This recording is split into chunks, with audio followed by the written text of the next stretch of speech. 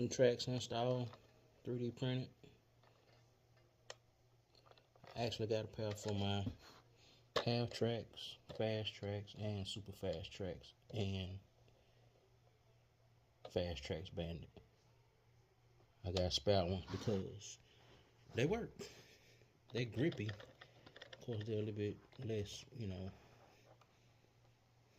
rubbery, but they work.